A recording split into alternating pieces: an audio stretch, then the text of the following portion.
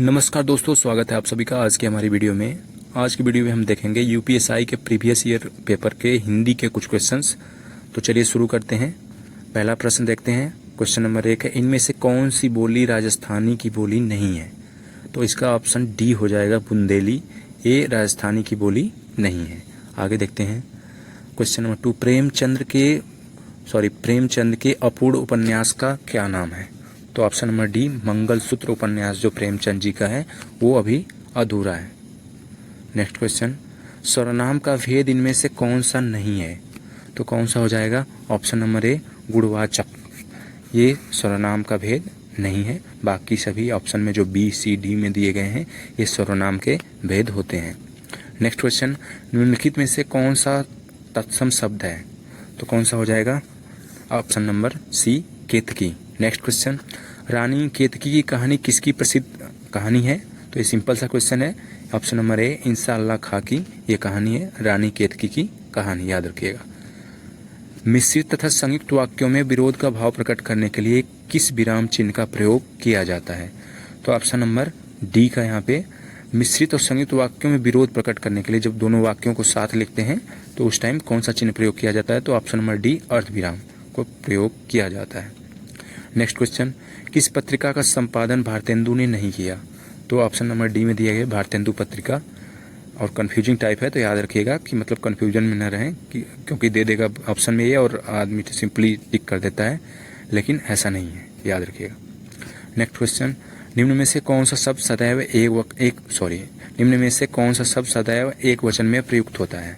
तो option number ए सहायता। और बाकी के ऑप्शन याद रखिएगा, पुस्तक, लड़का और पौधा ये बहुवचन में प्रयोग होते हैं। नेक्स्ट क्वेश्चन, घास फूस में कौन सा समास है? तो यहाँ पे हो जाएगा द्वंद्व समास। घास फूस में कौन सा समास है? द्वंद्व समास है। ऑप्शन नंबर बी करेक्ट है। नेक्स्ट क्वेश्चन, शिक्षक संज्ञा का कौन सा प्रकार है? तो कौन सा प्रकार हो जाएगा? ऑप्शन नंबर बी जातिवाचक संज्ञा। शिक्षक में क्योंकि सारे शिक्षक आ जाते हैं तो ये जातिवाचक संज्ञा हो जाएगा। नेक्स्ट क्वेश्चन, राम किताब पढ़ता है, इस वाक्य में वाच्य का कौन सा प्रकार है? तो कौन सा प्रकार हो जाएगा? कर्तृवाच्य ये इसका प्रकार हो जाएगा क्योंकि इसमें प्रधानता किसकी है? कर्ता की है। जो राम करता है इसमें उसकी प्रधानता है, क्रिया उसके द्वारा करी जाती है, क्रिया के का जो फल है वो राम पे पड़ रहा है, इसलिए कर्तृवाच्य यहाँ पे हो जाएगा। ऑप्शन नंबर सी सही हो जाएगा। नेक्स्ट क्वेश्चन, गुलेरी जी द्वारा संपादित पत्र कौन सा था? तो यहाँ पे कौन सा हो जाएगा? ऑप्शन नंबर डी समालोचक पत्र गुलेरी जी द्वारा संपादित था। नेक्स्ट क्वेश्चन, निम्नलिखित में से कौन सा शब्द खर का पर्यायवाची है? तो ऑप्शन नंबर एक गधा। गधा जो है खर शब्द का पर्यायवाची है। नेक्स्ट क्वेश्चन, निम्नलिखित में से कौन सा शब्द अथ का विलोम है? तो इसका यहाँ पे ऑप्शन नंबर डी हो जाएगा इति। इति का विलोम अथ और अथ का विलोम इति।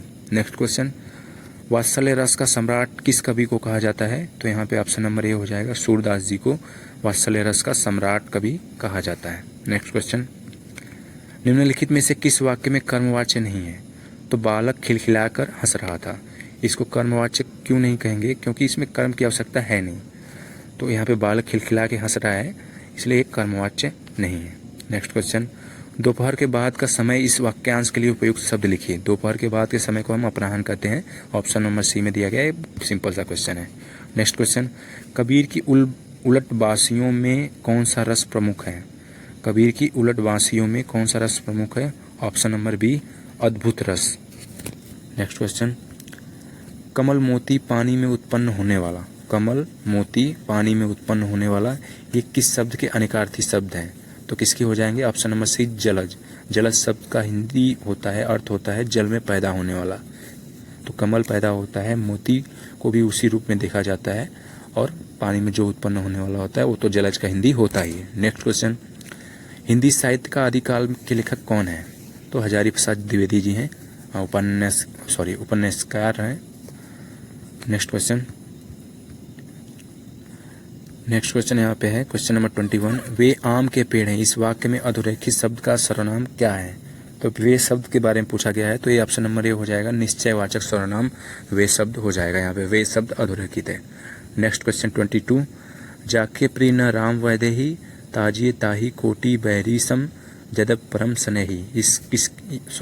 यह किसकी प्रसिद्ध उक्ति है? तो ये ऑप्शन नंबर ए तुलसीदास की ये उक्ति है, तुलसीदास द्वारा रचित ये उक्ति है। नेक्स्ट क्वेश्चन, तरल शब्द का विलोम है तो क्या हो जाएगा, ठोस हो जाएगा, लिक्विड सॉलिड। नेक्स्ट क्वेश्चन, हिंदुस्तानी शब्द का रूप क्या है, मतलब हिंदुस्तानी भाषा का रूप क्या है यहाँ पे, तो क्या हो जाएगा, option number D, Hindi Urdu मिश्रित।